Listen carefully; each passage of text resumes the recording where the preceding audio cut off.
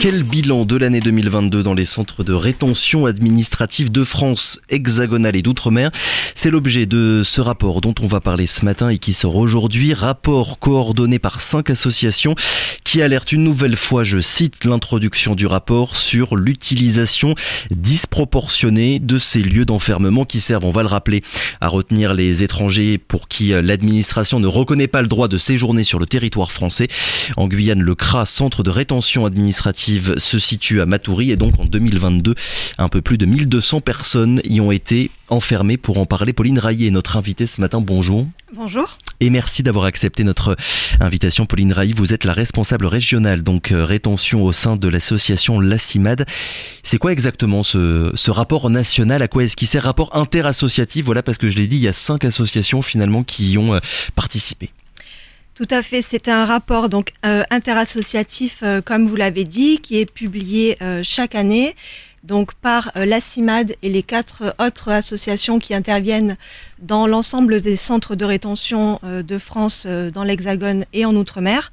La CIMAD intervenant dans notamment les centres de rétention d'Outre-mer qui se trouvent en Guyane, en Guadeloupe et à La Réunion. La CIMAD n'intervient pas dans le centre de rétention de Mayotte. Donc effectivement, ce rapport annuel permet de dresser un état des lieux des droits dans les centres et locaux de rétention administrative et de dresser un bilan de la politique d'expulsion des personnes étrangères sur l'ensemble du territoire. Avec un point finalement qui est fait centre par centre, est-ce qu'il y a véritablement des différences et des grandes différences entre le CRA de Matoury par exemple et un autre qui va se situer dans l'Hexagone? Oui, effectivement, le rapport dresse une analyse globale et générale de la politique d'enfermement et d'expulsion et ensuite revient centre par centre pour pouvoir détailler les situations, les conditions d'enfermement, les atteintes aux droits qui peuvent y être observées. Ouais. Tout à fait. Et il peut effectivement y avoir des différences importantes entre chaque centre de rétention, que ce soit en termes de nombre de personnes placées, de nationalité de personnes placées, de profils de personnes placées, et puis des différentes atteintes qui peuvent être observées et mises en œuvre de la part de l'administration. Mais il y a quand même des constats généraux et globaux qui peuvent se dégager. Oui, et qui découle finalement de la politique voulue par le gouvernement et qui touche l'intégralité du territoire national. Tout à fait. On va revenir évidemment dans quelques minutes sur justement ces observations qui sont recensées dans ce rapport-là. Mais d'abord, je vais vous demander même si j'en ai dit déjà un petit mot en introduction, de nous expliquer un CRA finalement. Qu'est-ce que c'est, pour pas qu'il y ait de confusion dans l'esprit des personnes qui vous écoutent entre un centre pénitentiaire par exemple et un centre de rétention? Je pense effectivement que c'est important de revenir sur ce point-là, puisque, comme vous l'avez dit, il y a souvent des confusions dans l'esprit du grand public. Un centre de rétention administrative, ce n'est pas un centre pénitentiaire, même si ça ressemble à une prison. Oui. C'est un centre, en fait, c'est un lieu où sont enfermées les personnes étrangères en situation irrégulière, donc qui n'ont pas de papier, qui n'ont pas de droit au séjour pour être sur le territoire. Et ces personnes, ils sont enfermées en vue de leur éloignement par l'administration, parce qu'elles ont reçu une décision qui leur demande de quitter le territoire. Elles sont enfermées le temps pour l'administration, pour la préfecture, de pouvoir organiser cet éloignement. Alors ça, c'est ce que prévoient les textes, c'est en théorie. En pratique, on va le développer, oui. Ça ne se passe pas toujours de cette façon-là. Oui, ce n'est pas une prison, mais ça reste un lieu de privation de liberté, comme on dit aujourd'hui, voilà, un endroit où on est enfermé contre notre volonté. C'est ça, c'est un lieu de privation de liberté, un lieu d'enfermement où les personnes sont maintenues pour une durée qui peut aller de 1 jusqu'à 90 jours, donc il faut quand même se rendre compte que 90 jours, ça équivaut à 3 mois. Des personnes qui sont interpellées, la plupart en Guyane en tout cas, dans la rue, dans l'espace public, puisque Dans plusieurs territoires d'outre-mer, dont la Guyane, les interpellations peuvent avoir lieu sur une grande partie du territoire pour un contrôle du droit au séjour des personnes, qui découle ensuite, si elles n'ont pas de carte de séjour, de papier, par une décision qui est prise par la préfecture. Oui. Et un enfermement éventuel au centre de rétention. Donc c'est des personnes comme vous et moi. Il ne faut pas oublier que voilà, derrière tout ce qu'on peut dire aujourd'hui, derrière tous les chiffres qu'on peut indiquer, il s'agit d'hommes, il s'agit de femmes. Dans certains centres de rétention, pas en Guyane, ça peut aussi être des enfants qui sont enfermés.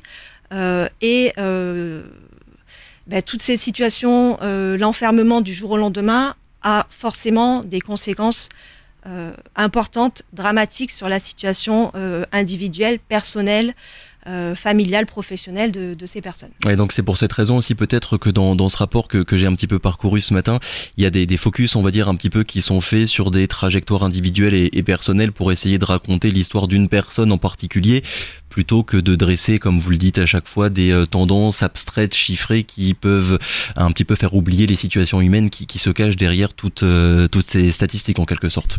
Tout à fait. Dans ce rapport, il y a pas mal de témoignages ou d'histoires de personnes enfermées qui peuvent être rapportées, parce que c'est peut-être plus parlant pour le grand public que seulement une analyse plus juridique. Oui. De la situation. Donc voilà, en fait on va se retrouver au CRA finalement à la suite d'un contrôle d'identité de police, ou parce que la préfecture a rejeté une demande de régularisation et a donc estimé qu'il fallait que la personne quitte le territoire guyanais en l'occurrence, mais français de manière plus générale. Oui, alors c'est un petit peu plus c'est un peu plus complexe que ça. Voilà, un peu plus complexe que ça. La majorité des personnes qui sont enfermées en rétention, c'est parce qu'elles ont été interpellées directement dans la rue, oui. Déjà en situation irrégulière. Selon la loi, lorsque la personne fait une demande de régularisation à la préfecture et obtient un refus, il peut y avoir une obligation de quitter le territoire qui lui est donné, mais normalement, il n'y a pas de placement au centre de rétention. Elle a un délai pour pouvoir organiser son départ tout en restant à son domicile.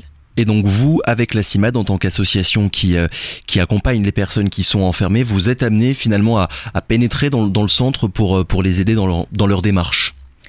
Tout à fait. C'est important de le rappeler. Les associations qui interviennent dans les centres de rétention assurent en premier lieu une mission à l'aide à l'exercice effectif des droits des personnes qui sont enfermées, et sont aussi là pour témoigner des conditions d'enfermement et des atteintes aux droits des personnes qui peuvent être observées, parce que puisque les centres de rétention sont quand même un lieu de privation de liberté,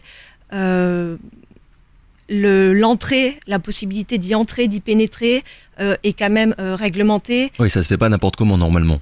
Voilà, tout à fait. Et donc le fait que les associations soient présentes permet de pouvoir ensuite dévoiler au grand public les situations qui ont lieu et qui se présentent à l'intérieur. Ben justement, déjà sur les lieux en tant que tel, avant même de parler de la politique qui est menée actuellement, un mot sur le centre. À quoi est-ce que ça ressemble? Parce que dès qu'on parle de rétention administrative a fortiori en Guyane, il y a tout de suite le sujet, et ça fait longtemps maintenant que la CIMAD prend la parole sur ce sujet-là, il y a tout de suite la question des conditions de rétention qui arrive sur la table. Sur ce sujet-là, qu'est-ce que vous pouvez nous dire de l'année écoulée 2022 par rapport aux années précédentes? Est-ce qu'il y a une amélioration, une dégradation des conditions de rétention au CRA de Matoury? Alors peut-être pour faire déjà une présentation rapide du centre de rétention. Bien sûr. Donc c'est un centre qui a une capacité de 45 places, 33 places pour les hommes, 12 places pour les femmes. En 2022, il y a eu 1200 personnes qui ont été enfermées au centre de rétention de Matoury. C'est beaucoup, c'est un gros chiffre quand on le compare aux autres centres de rétention partout en France. Et on va mettre de côté Mayotte, parce que là la situation est quand même très particulière. Excepté Mayotte, quand on compare le cas guyanais aux autres CRA, qu'est-ce qu'il en ressort? En fait, si on le rapporte au nombre de places disponibles dans ce centre de rétention, oui, c'est quand même un nombre de personnes enfermées qui est important. Ça s'explique en fait par Le régime dérogatoire et le fait que les éloignements puissent être faits de manière très très rapide et expéditive. Donc il y a beaucoup de turnover, si je puis dire, dans le centre de rétention. Les personnes n'y restent pas forcément très longtemps enfermées et sont éloignées très très rapidement vers leur pays d'origine principalement. Oui, ce régime dérogatoire, pour l'expliquer un petit peu à tout le monde, il est commun finalement, c'est bien ça, à tous les Outre-mer et donc à la Guyane, et il permet d'expulser plus rapidement qu'ailleurs des personnes en situation irrégulière sans passage nécessaire devant un juge. C'est bien ça la différence avec le régime commun en quelque sorte. Oui, le régime dérogatoire est applicable en Outre-mer, alors pas dans l'ensemble des territoires d'Outre-mer, mais en Guyane, en Guadeloupe, à Saint-Martin, à Saint-Barthélemy et à Mayotte.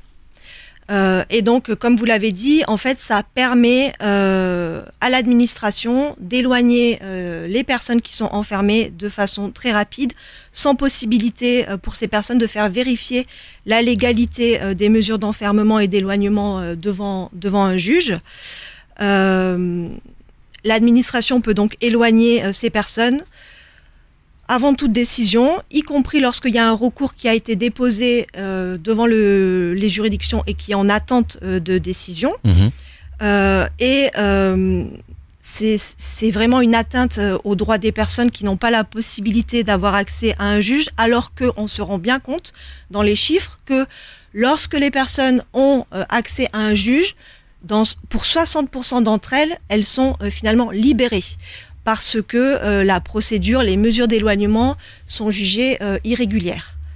Et donc on en vient, et c'est une phrase d'ailleurs que j'ai trouvée dans le rapport, le recours à l'enfermement, ça c'est une observation qui est faite au niveau national, pas que pour la Guyane, mais le recours à l'enfermement est trop souvent abusif, inutile et disproportionné. Sur quel point exactement, d'après ce que vous observez finalement au quotidien dans tous les CRA de France et de Guyane? Il y a plusieurs choses à dire sur ce point. L'enfermement est bien souvent abusif parce que il faut rappeler que enfermer une personne dans un centre de rétention, la priver de liberté, selon la loi, doit être une exception. Il y a d'autres mesures qui peuvent être mises en œuvre pour expulser des personnes. Lesquelles par exemple?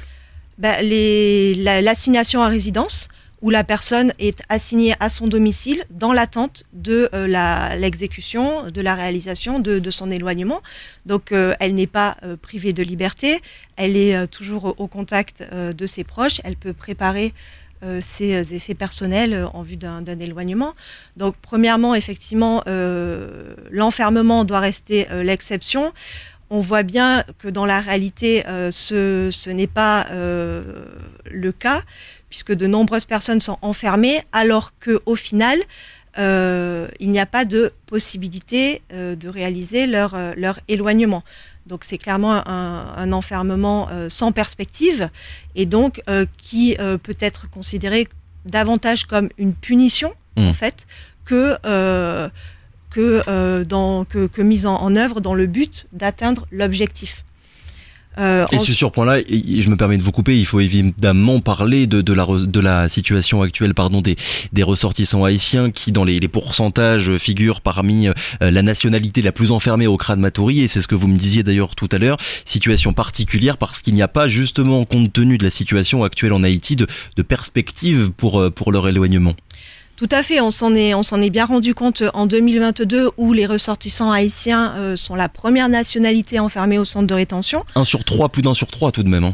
Oui, c'est ça, 450 personnes sur les 1200 au total qui ont été enfermées, alors que une seule personne de nationalité haïtienne a été expulsée vers ce pays. Donc ça démontre une volonté de l'administration d'enfermer à tout prix cette nationalité sans perspective réelle d'éloignement, et c'est d'autant plus inquiétant au vu de la situation du pays qui est plongé dans une crise multisectorielle depuis plusieurs années, où il y a eu une dégradation de la situation avec des violences généralisées, une insécurité généralisée et la prise de position de certaines organisations internationales, notamment du HCR, qui, dans un communiqué de presse du mois de novembre, appelait les États à s'abstenir de renvoyer de force les ressortissants haïtiens. Oui, et l'ONU encore hier qui décrivait la situation actuelle comme étant digne d'un conflit armé. Voilà, c'est dire quand même que ce qui se passe en ce moment à Haïti, c'est quand même très, très exceptionnel. Et malgré tout, la préfecture continue à enfermer des ressortissants haïtiens, puisque entre la publication de ce communiqué de presse du HCR et la fin de l'année 2022, il y a eu 46 personnes haïtiennes qui ont été enfermées. Et ça se poursuit en début d'année 2023, puisque depuis le début de l'année, plus de 180 personnes de nationalité haïtienne ont été enfermées. Donc on se rend bien compte en fait que c'est une politique du chiffre qui est menée en Outre-mer, alors que au final il n'y a pas de perspective, et donc voilà, en dépit de la prise en compte de la situation du pays et également de la situation individuelle des personnes, parce que là encore, ça démontre qu'il n'y a pas non plus d'études de la situation individuelle, personnelle, familiale des personnes qui se retrouvent dans le centre de rétention. Sur ce point-là, ça vous arrive d'être en contact direct avec les services de la préfecture et précisément de leur parler de tout ce que vous êtes en train de nous dire ce matin? Si c'est le cas, qu'est-ce qu'ils vous répondent sur ce point bien précis? Alors sur ce point bien précis, on n'a pas été en contact direct avec les services de la préfecture. On essaye de pouvoir les rencontrer assez régulièrement, mais sur ce point-là, j'ai pas de retour précis à vous faire. Au centre de rétention, on est principalement en contact avec les services de la police aux frontières. Alors, on a un petit peu dérivé parce qu'on avait commencé à parler des conditions de rétention, donc on va un petit peu y revenir et j'aimerais remettre sur la table de nos discussions ce qui s'est passé finalement au début du mois de novembre avec cette vingtaine de personnes qui avaient entamé une grève de la faim et qui étaient enfermées au CRA de Matoury pour alerter les autorités, la préfecture et l'opinion publique sur leur situation et leurs conditions de rétention. À quoi est-ce que ça ressemble finalement une rétention au CRA de Matoury aujourd'hui, début 2023, mais finalement en 2022, d'après ce que vous, la CIMAD, observez quand vous parlez aux personnes qui y sont enfermées? Les conditions d'enfermement au centre de rétention sont, on peut dire, dégradées du fait du climat, de la chaleur qui règne dans les zones de vie du centre de rétention, du fait que les ventilateurs ne fonctionnent pas toujours, même s'il y a eu des travaux qui ont été faits pour améliorer ça, et il faut quand même le préciser. Voilà, il y a beaucoup d'humidité qui entraîne la prolifération de moustiques, d'insectes. En 2022, on a eu une invasion de papillons qui sont venus pondre leurs œufs sur les murs, et qui ont fait craindre le fait que ça puisse être vecteur de maladies ou que ça puisse être des papillons irritants. Manque de nourriture également, ou en tout cas difficulté de proposer des régimes alimentaires qui soient à la hauteur, on va dire, de ce que les personnes enfermées pourraient attendre et demander. Oui, c'est une raison pour laquelle les personnes avaient entamé une grève de la faim au mois de novembre pour alerter en fait notamment, mais pas que sur la nourriture qui est souvent, est servie en quantité insuffisante. En tout cas, pas dans les mêmes quantités que celles que les personnes ont l'habitude de consommer à leur domicile, et selon des régimes alimentaires qui correspondent aux standards de l'Hexagone et donc pas au régime alimentaire du territoire. Et on le voit bien en fait, les conditions d'enfermement, que ce soit aussi le stress, l'angoisse qui est liée à cette privation de liberté, qui peut potentiellement aboutir à un éloignement, à une séparation de famille. Ça entraîne, on le voit au fil des jours et au fil des semaines, un amaigrissement des personnes, un moral qui se dégrade forcément. Voilà, le fait qu'il n'y a pas non plus d'activités qui sont proposées, alors que ça peut par exemple être le cas dans les centres pénitentiaires. Oui. Au centre de rétention administrative, c'est vrai que Il n'y a pas beaucoup d'activités en dehors de regarder la télé ou de jouer aux cartes ou au domino ou au baby-foot. Dernière question, dernière petite précision. On a parlé du CRA depuis tout à l'heure, le CRA de Matoury, mais il y a aussi les LRA, locaux de rétention administrative. Il y en a un à Saint-Laurent, il y en a un autre qui devrait ouvrir à Saint-Georges. C'est quoi exactement un LRA ? Tout à fait.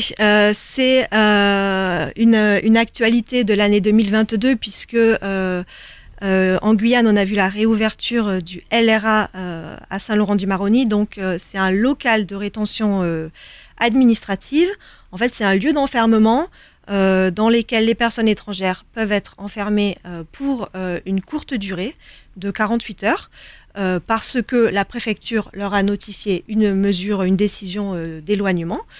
Dans ces locaux de rétention administrative, les droits des personnes y sont réduits puisque il n'y a pas d'assistance juridique obligatoire. Donc actuellement, il n'y a pas d'association qui intervient. Il n'y a pas non plus le personnel de l'OFI qui est présent, ni de service médical.